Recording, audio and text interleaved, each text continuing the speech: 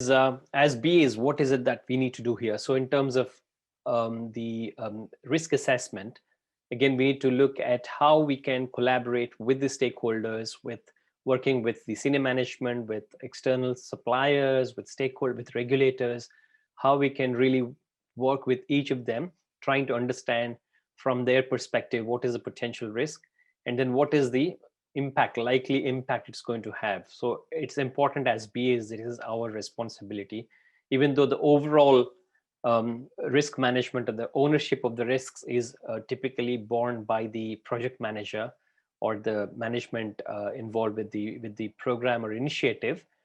As BAs, it's our responsibility to be able to identify the risks and then try and surface the risk so that they will and actually take action about it. So that's very important. And to do that, what we need to do is to look at the historical context and what happened before with a similar program, similar projects before, what happened within our own organization, and sometimes benchmarking with other organizations, other companies which had similar experience with working with a similar project or similar product. What happened there? What can we learn from them?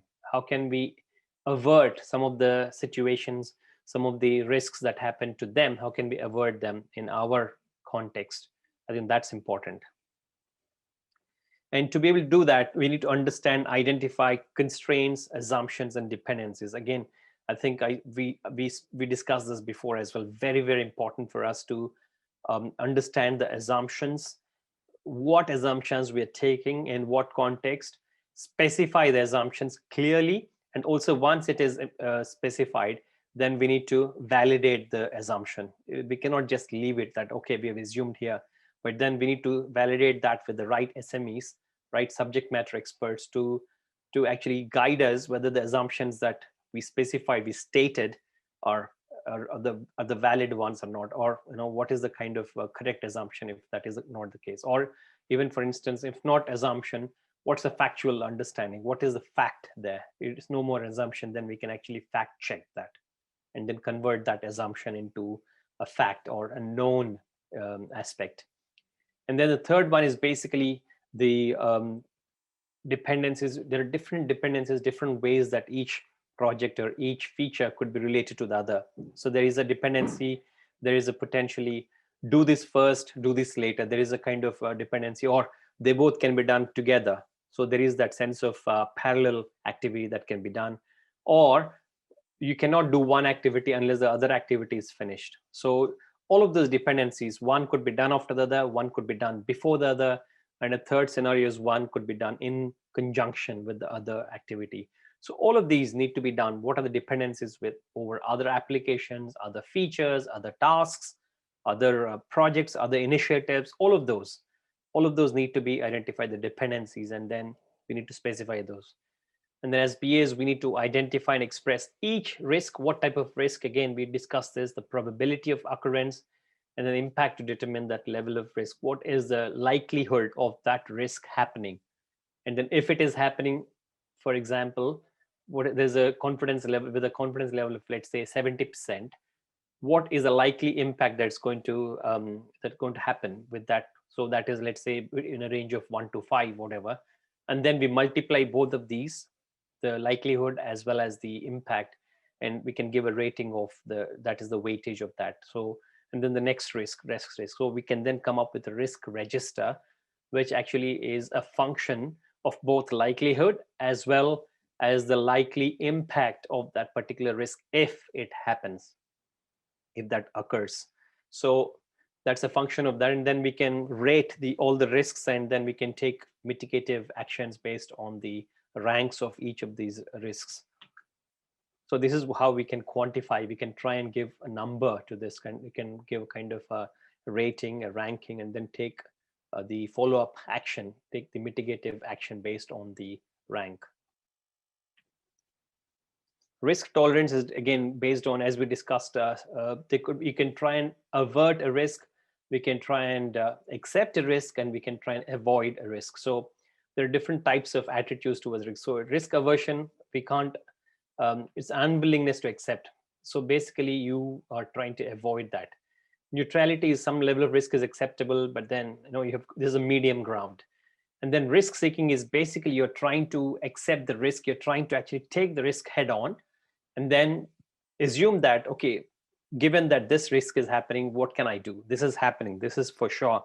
So you try and allocate a budget. This is how sometimes most of these large multinational banks operate. For example, I don't want to give you the names, but there are huge number of multinational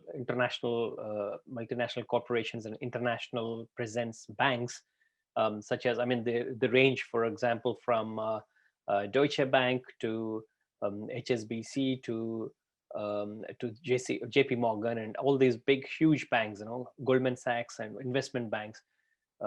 They have got this budget allocated every year, where they say that I would allocate about, let's say, $1.5 billion just to kind of pay for any regulatory damages that are claimed by, let's say, SEBI, or the by the regulators of USA, because most of the US banks would actually, US regulators, like the Financial Conduct Authority that we have here, they would impose some kind of sanctions and restrictions on these banks, because they either did not follow the AML, the anti money laundering. Yeah. So in terms of the recommendation, having done all that, in terms of the risk registration, risk assessment of the risk, and then trying to understand the impact, the probability, and then coming up with a potential attitude towards that, whether you're going to accept it, avoid it, or avert it, or whatever you call it as, then what you need to do is to come up with some sense of recommendation as to what we must do, either to kind of correct that risk that you already have encountered, or to prevent that from happening. Mostly it's preventive, because risk is not something that occurs, but it's a likelihood of something bad that is going to occur. So it's going to be proactive or preventive aspect of it, rather than mostly corrective. That's how it works. And recommendation could be in terms of how we're going to pursue the benefits, how we still continue getting the benefits of the value of what we're doing, even in spite of the risk coming through, or the risk happening. And then how we can try and make sure that we are trying to reduce the risk, the possibility of reduction of the risk. What are the mitigation strategies, for example? And then how we can try and again identify ways to help improve and manage these opportunities that we have been identifying internally and externally as well. And then obviously there's also the other thing that we discussed the other day. There's the aspect of do not do nothing, or do not do anything, basically, which means that you're not really, that's also a strategy. Sometimes you've got some things to do, you've got 100 things to do to improve, and you've got for example 50 things to do to kind of learn or keep doing something new. But then there is that one or two things that you still need to do, which is about status quo, which is about doing nothing. Just do nothing as an option is also available. So all of these are the strategies and the approaches that you would have to address the potential of the risk occurring, and then what is the likelihood that it is going to impact